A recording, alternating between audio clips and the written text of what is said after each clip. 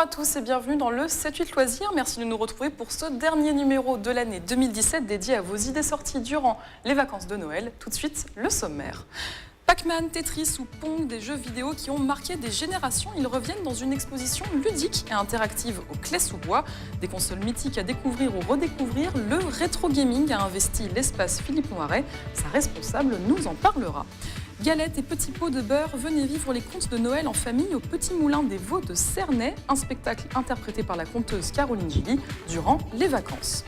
Et les vacances, c'est aussi l'occasion de laisser libre cours à sa créativité. La maison Elsa Triolet Aragon propose de réaliser sa propre boule à neige. Dans notre rendez-vous junior, Mélanie nous expliquera ses ateliers. Mais avant les jeux vidéo et tout cela, la télévision, tout un symbole pour des générations, celle de nos parents ou de nos grands-parents qui ont connu la télé à tube cathodique, l'arrivée de la couleur ou les premiers pas de l'homme sur la Lune.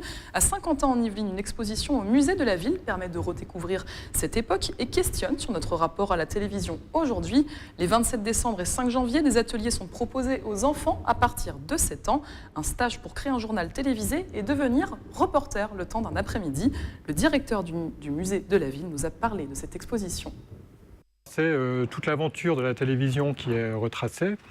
Il y a notamment l'aspect technique qui est abordé en guise d'introduction, mais le propos de l'exposition tourne davantage autour du spectateur et la manière dont cette petite lucarne, le petit écran, a influencé nos intérieurs, nos modes de vie et notre rapport à cet objet au cours de son évolution, qu'on suit globalement de son invention et plus particulièrement après la Deuxième Guerre mondiale jusqu'au début du XXIe siècle. Et jusqu'au 1er janvier, venez patiner en famille au Clé-sous-Bois. Pour la deuxième année, la patinoire de Noël a été installée sur le parvis de l'espace Philippe Noiret. Les plus petits pourront s'initier à l'aide de chariots. Elle est ouverte tous les jours, toute la journée, mais seulement l'après-midi pour les 24, 25, 31 décembre et 1er janvier. Et on reste au Clé-sous-Bois avec notre invité, mais pour parler jeux vidéo cette fois.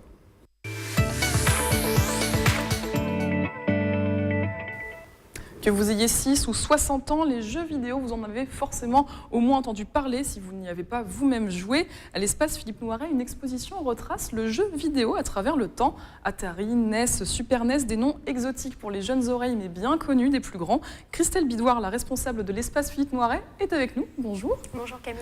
Alors durant les vacances de Noël, vous avez décidé de consacrer votre structure au rétro gaming. Exactement, c'est un retour sur l'histoire du jeu vidéo, une exposition qu'on peut vivre en famille et c'est vrai que les vacances de Noël se prêtent bien à ce type d'activité familiale. Alors qu'est-ce qu'on peut découvrir ou redécouvrir? Alors redécouvrir pour les jeunes générations, les parents, les papas, les mamans vont pouvoir montrer ce sur quoi ils jouaient eux dans les années 70, les années 80. On retrouve des jeux individuels dans format de poche, aussi des jeux de table, des consoles. Voilà, tout ce qui a pu faire l'enfance des plus âgés. Et donc vous le disiez, c'est vraiment en famille, hein, les parents, pour pouvoir expliquer aussi aux enfants. Oui, on peut manipuler aussi? Oui, bien sûr, les consoles sont en accès pour les familles, donc ça permet aussi de voir l'évolution des pratiques. On voit les premières consoles avec 2 manettes, puis 4. Ça montre l'évolution du jeu et de la pratique qu'on peut en avoir, où on passait à une pratique individuelle, à une pratique plus conviviale, comme je le disais, en famille, entre amis. Donc des consoles sont à l'accès du public pour pouvoir jouer ensemble, partager un moment entre générations ou à l'intérieur même des générations. Alors qu'est-ce qu'il y a comme jeu? J'ai cité Pac-Man et Tetris tout à l'heure. On retrouve les fameux Donkey Kong, les premiers Mario aussi. On a des jeux individuels comme je le disais, des consoles. On a aussi des bandes d'arcade qui permettent d'explorer assis face à son écran à lutter avec Batman, Spider-Man ou autre. Et puis on a aussi des tables cocktails qui permettent de jouer en face à face. Ce sont des tables comme des tables basses avec des jeux vidéo intégrés. Le bonheur de la table basse. Alors comment se construit l'exposition? Est-ce qu'il y a un circuit spécial à suivre ou est-ce que vraiment il y en a un petit peu, on gravite entre différents univers? Oui, c'est réparti. Vous avez tout un espace justement de console télé où on peut jouer à plusieurs. Des vitrines où sont exposées les premières Game Boy qu'on a pu avoir en noir et blanc. On a aussi des espaces salons, justement avec les fameuses tables cocktails. Vous pouvez glaner, voilà, d'aller d'espace en espace. C'est au choix, en fait, il y a un petit peu. Exactement. Et alors, c'est une exposition qui s'adresse surtout aux nostalgiques ou alors au contraire, l'idée, c'est vraiment de montrer l'évolution aux plus jeunes, transmettre les parents qui aiment bien. C'est tout à fait ça, l'idée de partager un moment de jeu. Et le jeu, c'est jamais ringard. Quand il s'agit de jouer, on n'est jamais ringard. C'est vrai que c'est un domaine qui parle à toutes les générations. Exactement. Alors comment vous est venue l'idée de créer cette exposition et comment est-ce que vous avez trouvé toutes ces consoles, tous ces jeux? On a la chance de travailler avec une association, Mani Loisirs, qui est une association de passionnés vraiment, de collectionneurs qui ont amassé sur plusieurs années tout un tas de jeux. On avait déjà travaillé avec eux l'année dernière sur une exposition de flippers et aussi l'année d'avant sur une exposition jouets anciens. C'est une mine d'or cette association, on travaille régulièrement avec eux. Donc c'est grâce à eux que vous avez pu réunir Exactement, tout qu'on ça. a pu mettre en place cette belle exposition. Il y en a combien alors du coup des jeux là qu'on pourra découvrir? C'est une question piège. Il y en a beaucoup. Il y en a beaucoup. Ouais. Bon, en tout cas, c'est à venir voir. Merci beaucoup en tout cas Christelle Bidois d'être venue sur notre plateau. Je vous en Donc prie, on le avec rappelle, plaisir. alors vidéo package, l'exposition consacrée au rétro gaming, avis aux joueurs avertis ou aux curieux. Elle est à visiter jusqu'au 10 janvier à l'espace Philippe Noiret. Merci beaucoup Christelle Bidois. À bientôt Camille. Galettes et petits pots de beurre, les contes de Noël prennent leur quartier au Petit Moulin des Vaux de Cernay, 1 heure en compagnie de la conteuse Caroline Gilly. Nicolas Dandry a embarqué pour ce voyage dans la féerie de Noël. Ils lui ont donné une grosse galette, bien dorée, bien croustillante. Ils lui ont dit, comme ça, si t'as un petit creux au milieu de la forêt, tu pourras toujours te régaler en pensant à nous. C'est l'histoire d'un joueur de violon parti au village. Pour rentrer chez lui, il doit passer par une forêt, un bois où rôdent des animaux inquiétants. Il avançait, il avançait. Maintenant, il en était sûr, il entendait des bruits de branches cassées derrière lui, de bruits de feuilles froissées. Je raconte les grandes questions universelles et intemporelles. Donc les peurs, les joies, les surprises, les impatiences. C'est la vie de tous les jours. C'est la vie des hommes depuis des milliers d'années finalement. On compte depuis toujours. Au fur et à mesure des pas et des mots, en fait, on apprend quantité de choses. Voilà, les contes aident à grandir, à sourire. Voilà, on apprend. Un voyage à travers différentes histoires, drôles ou poétiques. La féerie de Noël opère chez les petits comme chez les plus grands. J'ai aimé parce que c'était intéressant de savoir. J'ai appris plein de choses. J'ai appris des choses. C'était drôle et tout. Lorsque on parle du loup, justement, à cet âge-là, ils ont souvent un petit peu cette crainte du loup et le fait qu'on désacralise un petit peu le loup, ça permet de rendre cette peur un petit peu moins présente.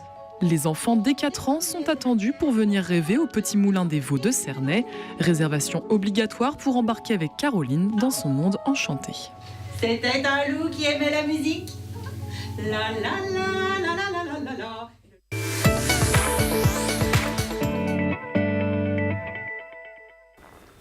Et on retrouve Mélanie pour notre rendez-vous junior. Bonjour Mélanie. Bonjour Camille. Alors, où nous emmenez-vous pour cette toute dernière chronique de l'année 2017 Je vous propose qu'on fasse un saut dans le temps. On part tout de suite en 2018 à la maison Elsa Triolet et Louis Aragon, où les petites mains des enfants vont être mises à contribution. Pour vivre un Noël en miniature. Et découvrir aussi les trésors qui se cachent au cœur du parc de 5 hectares. Un parc où se trouve une exposition permanente de sculptures données par des artistes amis du lieu qui ont exposé aussi dans la maison. Et ce sont ces sculptures qui sont au cœur du rendez-vous proposé au mois de janvier. Écoutez. Les enfants seront invités à capturer l'une des sculptures du jardin de sculpture de la maison dans une boule à neige. L'idée, c'était de les familiariser avec l'art contemporain, mais de façon ludique et en lien avec la thématique des fêtes de Noël, des fêtes de fin d'année. Alors c'est une activité avec de la pâte Fimo, il y a une trentaine de sculptures dans le parc. Les enfants vont pouvoir choisir celles qu'ils veulent. Alors ils auront surtout le choix entre 4 sculptures différentes. À l'image, on va en voir 2. La première est plutôt de l'art abstrait, on dirait un grand stylo rouge ploté dans le sol. Elle est l'œuvre de Keiji Uematsu, un sculpteur et dessinateur japonais. La deuxième s'inspire, elle, du football. Elle est signée François Cuot. Donc on a un joueur de baby-foot, donc un jouet, mais qui va être représenté en argenté, donc dans une couleur qui va plutôt évoquer l'idole païenne. Et donc l'idée, ça va être d'exprimer le fait que les joueurs de foot sont un petit peu les nouveaux dieux, mais qui peuvent aussi tomber très vite de leur piédestal. Donc c'est un peu cette ambivalence du fait que les joueurs de foot sont des gens qu'on adore détester. L'artiste a traduit par cette œuvre. Alors les activités ont lieu les 3 et 4 janvier prochains de 15h à 17h30. Elles s'adressent aux enfants de 4 à 12 ans. Attention, ce sont les vacances. Alors la maison Triolet Aragon est fermée Pour s'inscrire, c'est grâce au mail qui s'affiche au bas de l'écran en précisant bien sûr le nom, le prénom et l'âge de l'enfant ainsi que la date choisie. Et je voulais profiter, Camille, de cette dernière émission de l'année pour vous faire un petit clin d'œil parce que chaque semaine, vous m'invitez sur ce plateau pour proposer des idées sorties ou des activités manuelles. Alors ça, c'est le devant du décor que nos téléspectateurs peuvent voir, mais vous ne connaissez pas les coulisses de ce plateau. Nous choisissons ces chroniques ensemble et plus que ça, parce que vous êtes très régulièrement derrière la caméra, on le voit à l'image. Je vous propose de remonter en septembre. Les juniors m'ont vu tester l'acrobranche de l'île de loisirs, Saint-Quentin-en-Yvelines. Moi, j'ai testé et parfois subi, mais vous avez aussi donné de votre personne. On regarde la suite.